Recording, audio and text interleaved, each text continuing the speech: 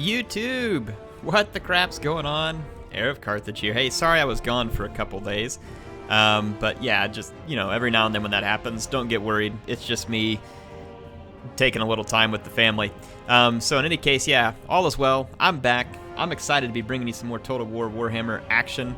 And holy crap, we're getting close to Warhammer 2. Speaking of Warhammer 2, it releases, I believe it releases on the, is it the 28th?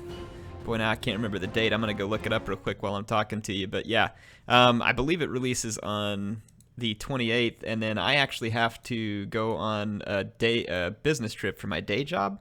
So Warhammer 2 release date. Yeah, the 28th. So it releases on the 28th. I've got to go on a business trip for 7 days, starting on the 30th. Fortunately, I think I'm going to get to take a couple of days off right before the release so I can record a ton of stuff because I'm not going to have time to record on this business trip. I actually have to go to Europe again. If any of you are curious, I'm going to be, not that I'll have a chance to stop and see anybody, but I have to go to Europe and look at some different equipment that relates to my job. So I've got to go travel to Norway, and then to Germany again, this time to Munich, and then I have to go to London as well. So it's going to be a busy 7 days, but I just wanted you all to know up front, I'm going to be recording you an absolute crap ton of Warhammer 2, and if I get a couple of days off before I leave, I'm going to make sure to try and live stream a little bit of Warhammer with you as well, especially if I'm able to share it early before launch day. I'll do my best to get you as much of that as possible. Anyway, tonight, what's the topic? The topic is chaos. Let's talk a little bit about chaos, and then I want to go see some of these replays that were given to me by a viewer. So chaos is actually, I think chaos is much improved for a couple of different reasons. And I think, if I remember right, Kolek got some buffs in the last couple patches. Even Archaon got some buffs. I haven't studied him a lot to see if he's really still worth it. But really, Sartharel has become brutally effective because of his use of final transmutation and being unbreakable. He is not good at going 1v1 with other melee lords, but he can wreck key portions of the enemy army if they blob up. He's also got the Searing Doom and the final transmutation, Transmutation of Lead, and Searing Doom, all of which are pretty useful in the right scenario, and Plague of Rust. Shouldn't forget that. So Chaos got very much stronger. Specifically, Sartharel got quite a lot stronger. They also have access, as usual, just to a standard fire sorcerer or a metal sorcerer in case you want to still use Kolek or another lord. So you can still bring. They still got Lore of Death, Shadows. I mean, Chaos has a lot of good magic. And then their infantry, hasn't changed a ton, but the Regiments of Renown are useful. The Demon Spew are good, even though they're expensive. And Forsaken are good, of course, and there's a lot of usefulness to them. And this Swords of Chaos is a freaking awesome unit if used right. It's a whole lot of fun. There's some other fun units like these. Weird Spawn can be quite good. And then this, I don't remember if this thing's actually worth it or not, but yeah. In any case, let's go check out the armies that were sent to me. The submitter said that these armies are all about using Forsaken to flank an enemy because they're so fast-moving. So let's watch this first one. It's against Britannia, and there was another battle that was against the Empire. In past patches, quite honestly, Chaos wouldn't have had a prayer in a head-to-head match versus these factions if both players were on the same skill level, which they're not always. That always makes a difference. But yeah, Chaos has gotten significantly better, to the point where I wouldn't necessarily say they're a tier 1 faction, but they can compete with anybody if you are a good player and you understand their strengths and weaknesses. So let's check out this army. Here is his Forsaken flank, and he does have the Daemon Spew here. So there's 3 Forsaken, including the Daemon Spew. Back here we've got a standard Dragon Ogre, or baby Colex, if you will. In the back, it looks like we got some Chosen with great weapons. I think those are great weapons. No, they're halberds, my bad. And they're just Chaos Warriors. They just looked good. So, front line of Chaos Warriors, 4 of them. 2 Chaos with halberds, 1 Aspiring Champion to keep the Chaos the Chaos Warriors in the fight, because surprisingly, Chaos Warriors are still very easy to rout. You have a Chaos Sorcerer Medal, and we've got old Sigvald, the Mirror Man, running out front thinking, Oh man, I look so good. Someone put me in slow motion. Oh, strike a pose. Alright, so the Britannian army. Men-at-arms up front, interesting choice. They must have been expecting a lot of Shaggoths or something. Grail Guardians. Interesting pick. Interesting pick. So Grail Guardians. I mean, Grail Guardians would absolutely slaughter Forsaken. And we got the Beast Slayers of Bastogne, which is a foot squire with halberds here. Very cool looking unit. We got the Fey Enchantress here. And she does have her Mortis Engine ability, which is only active now if she's in combat. Mind you, that's changed. Okay, so obviously this is going to be the fast-moving flank, and one can expect that what the Chaos player is going to do is start angling around this flank with the fast movers.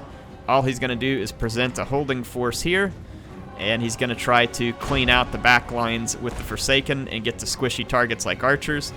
You can see at this point he is kind of slowly but surely moving these halberds to this flank and these halberds over here to this flank.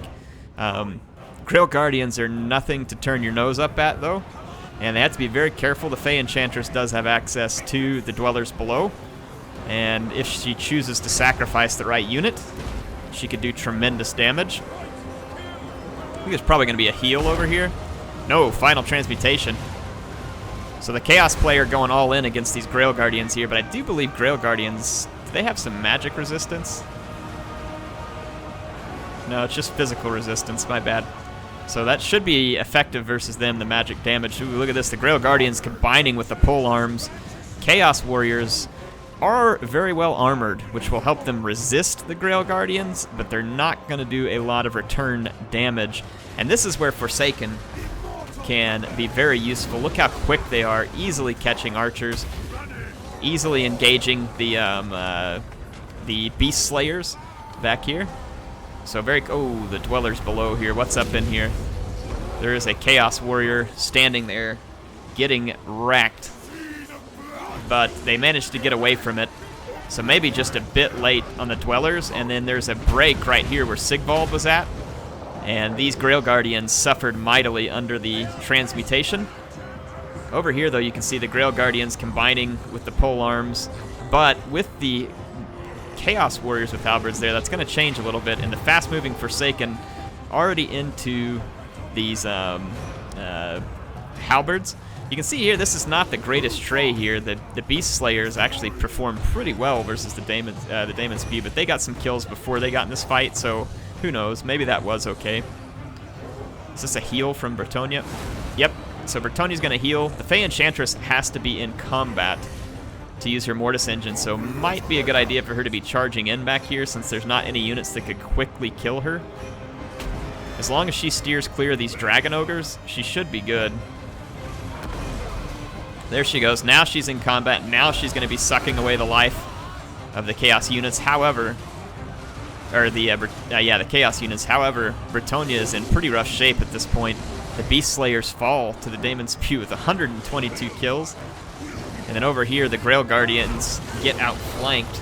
So now they are pinned with halberds on one side and Dragon Ogres on the other. This does not bode well, even when you're a Grail Guardian. And then there comes the next final transmutation.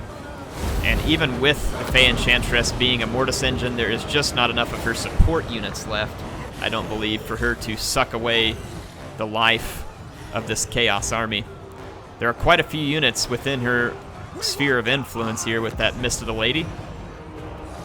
But she needs protective units like these Grail Guardians so that she can actually be in combat and not just get completely wrecked. And these Grail Guardians survived all that damage, which just gives you an idea of just how tanky these guys are when you're doing anything but magic to get rid of them. This Daemon Spew needs to get into combat here, chasing off the regrouped Guardians.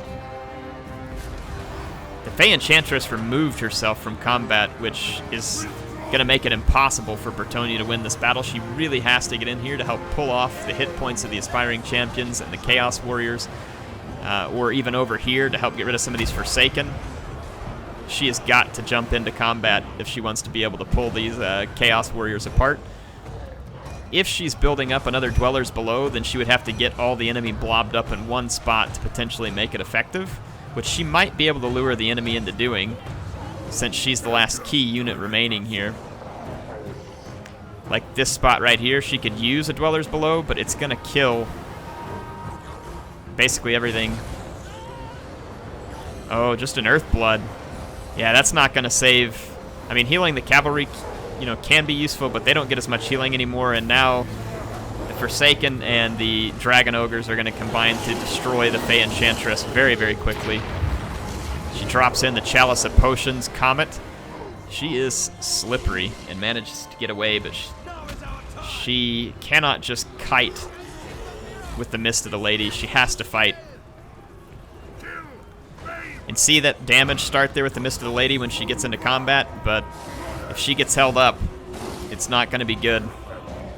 I feel like the Earthblood should have been traded for a Dwellers Below to kill as many of the Chaos units as possible. But she would have had to have gotten them all blobbed up first and then drop the Dwellers Below to hope to have any chance, but there's just, I think there's too few cavalry left. The Grail Guardians, very tanky. They've tanked a lot of damage. They fought a long time, but it's just, it's not enough. It's not going to get the job done, and you can see the Bretonnian army on the run here. So Chaos successful with their flanking army. Let's take a look at the statistics, and then we will jump on to the battle against the Empire. That's the other faction matchup I want to see. Personally, I actually kind of like the Forsaken flanking against Dwarves.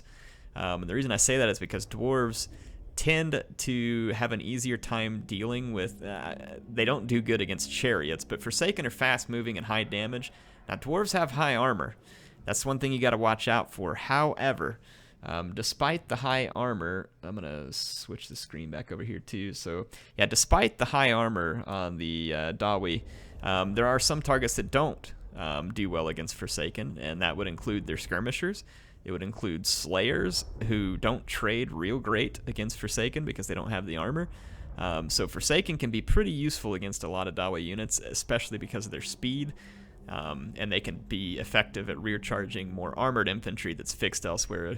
So personally, I kind of like them against Dawi, even though maybe sometimes people don't. They just go with big monsters or other stuff like that. But I don't know, that's just my thoughts. What do you all think? Here it was. So he's going to be going up against the Empire this time. Ooh, yeah, and see this Forsaken, huge danger to these gun units, and a huge danger to any of these sword units as well. Not the great swords. Great swords will mess up Forsaken, and they're going to mess up these Chaos Warriors as well. But if you get some good support from the Chaos Sorcerer, it can certainly help. But yeah, this flank here, if it can get around to the guns or the squishier sword units, they can do immense damage. The Empire player, interesting pick here, all infantry with no spears. Their anti-large is really their cannon and their guns. That's what they would have to depend on. And they got Boris Todbringer on a warhorse, and then there's an Empire captain behind each unit. Wow, they put their swords up front and the great swords in the back. Interesting. Interesting indeed. Let's see how that plays out, because the Forsaken won't really like that matchup. Those are some good cannon hits. Those Dragon Ogres kind of need to duck down behind the terrain like they're doing and move behind the terrain to stay out of the cannon's line of fire there. There they go. They've succeeded. Aspiring Champions now the new target. Sigvald once again, probably just looking to have a lord who's a little bit tanky and can't be quickly knocked out. Handgunners have opened fire here. Again, the Forsaken are going to want to move a little bit farther to the outside. And it looks like they're going to hold off and play it safe here like they should.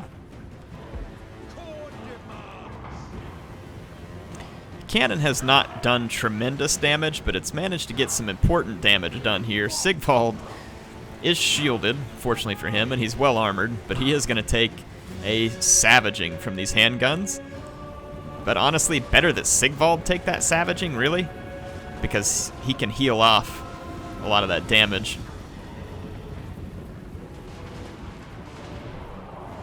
Yeah, the handgun's definitely going to do well against all this armor. There is a lot of shields for Chaos, though, which will help them considerably. Otherwise, this would be a whole lot worse.